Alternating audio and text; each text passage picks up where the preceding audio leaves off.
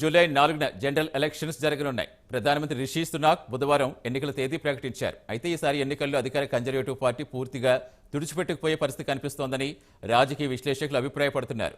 తాజాగా నిర్వహించిన పోల్స్లో అధికార కన్జర్వేటివ్ పార్టీ 20%, లేబర్ పార్టీకి 47% ఓట్లు దక్కించుకునే అవకాశం ఉందని చెప్పారు.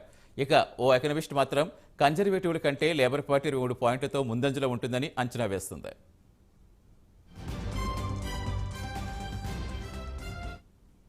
బ్రిటన్లో అధికార పార్టీ క్రమంగా తన పట్టు కోల్పోతోంది. లిజ్ ట్రస్ స్వల్పకాలికానికి ప్రధానమంత్రిగా 2022లో కొనసాగారు. అప్పుడు అధికార పార్టీ కంటే ప్రతిపక్ష లేబర్ పార్టీ 20 పాయింట్ల ముందంజలో ఉంది. ఇక రిషి సునాక్కు చెందిన అధికార కన్జర్వేటివ్ పార్టీ 2010 నుంచి అధికారంలో కొనసాగుతోంది. అయితే 2021 నుంచి స్థానికంగా జరిగిన ఎన్నికల్లో లేబర్ పార్టీ క్రమంగా పుంజుకుంటోంది. పోలింగ్ ఎక్స్పర్ట్స్ జాన్ కర్టెస్ అంచనా ప్రకారం జూలై 4వ తేదీ వరకు పరిస్థితి లాగే ఉంటే కన్జర్వేటివ్ పార్టీ కేవలం కొన్ని సీట్లకు మాత్రమే పరిమితం అవుతుందని చెబుతున్నారు. 1997 నాటి సీన్ రిపీట్ అవుతుందని, అప్పుడు టోనీ బ్లేర్ నాయకత్వంలో పార్టీ పూర్తిగా తుడిచిపెట్టుకుపోయిందని తెలిపారు. మొత్తం 650 సీట్లకు గాను కేవలం 165 సీట్లకు మాత్రమే పరిమితం కావాల్సి వచ్చింది.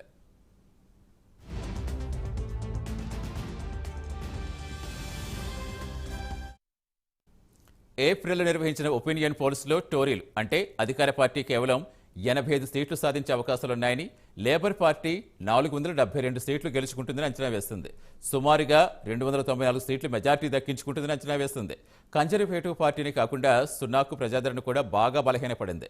ప్రధానమంత్రి కేవలం 20% మంది అనుకూలంగా ఉంటే 71% మాత్రం వ్యతిరేకంగా ఉన్నారని యూగవ్ ఇటీవల జరిపిన పోలింగ్లో తెలిపింది. యూగవ్ నిర్వహించిన సర్వేలో సగం కంటే ఎక్కువ మంది సునాక్ను అసమర్థుడని, నమ్మకస్తుడు కాదని, బలహీనుడంటూ చాలా మంది వ్యతిరేకత చాటుకున్నారు.